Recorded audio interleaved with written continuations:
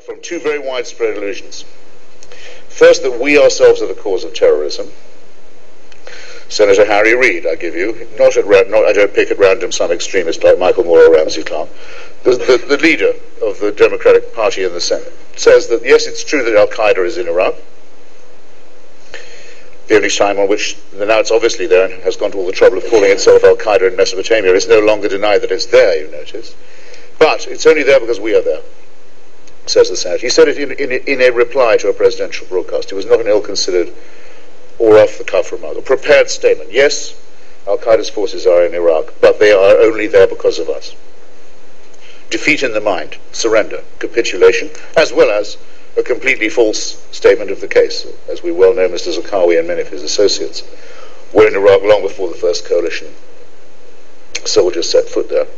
Or an alternative argument made recently by Maureen Dowd in the New York Times, that the problem is that we are in occupation of what she called Muslim land, denominating territory by religion, clearing the ground on the New York Times op-ed page for the caliphate to come. Well, this is a pretty dire state of moral surrender as well. And or we're told that if we could drop the Jewish state off the back of the sled, they'd leave us alone. Sometimes this is phrased as that Israel-Palestine is the crucial question of the solution, etc., etc. Well, everyone should know, and probably does in this room, but I'll say it briefly. Al-Qaeda is an outfit that begins in Asia, not in the Middle East. It starts with trying to develop, by tearing out the territory of the Philippines, an independent Muslim state in the Philippine archipelago. It goes on to demand the return of East Timor, which was nearly destroyed as a people by Indonesian occupation, to Muslim Indonesia. It blew up Sergio Vieira de Mello, the great Brazilian UN envoy in Baghdad, murdered him on his first week on duty in revenge, as stated by Al-Qaeda, for his role in overseeing the independence of East Timor and the election that brought it to self-government. It wants to wrench Kashmir away from the Indian Union with the help of Pakistani subversion. If that was allowed to happen, the resulting bloodbath in the subcontinent would absolutely dwarf what we remember of the bloodletting of the partition of 1947-48, and would wreck and destroy the other great multicultural democracy and ally of ours in the world.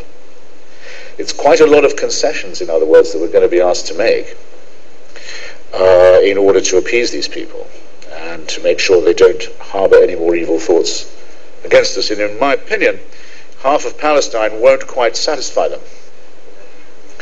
And in my other opinion, which I'll share with you, nobody blows themselves up in a Jewish old people's home on Passover in Netanya on the Mediterranean coast of Israel proper, not in a settlement, not against the wall, not in an occupied territory. Nobody does that in order to bring about a compromise. It's just an instinct I have. I have the feeling that they won't be happy until there are no more Jews in what used to be Mandate Palestine. That's certainly what they say they want. I'm in favor of taking the enemy seriously to that extent. And on this question of let's not provoke, that we're the cause of their reaction, let us just examine this for one more second.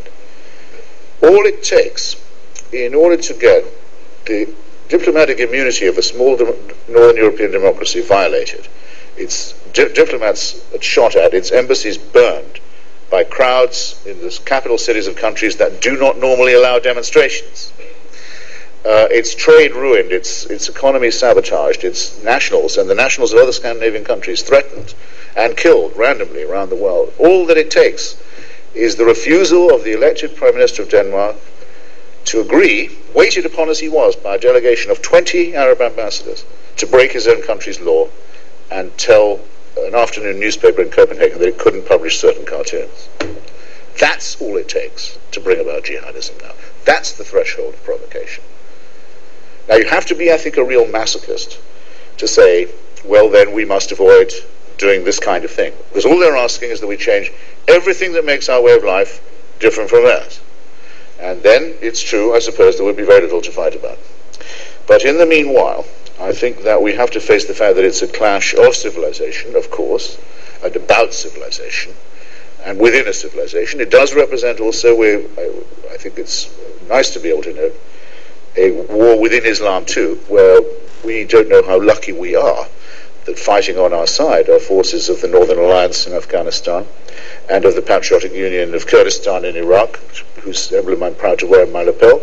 People who are fighting against Saddam for us and taking heavy casualties when we thought his regime was a matter of indifference. And these people are just as Muslim and have just as good a right to claim that they observe that faith as do anyone else. We should never forget our duty of solidarity to them, and they are our brothers and sisters in arms.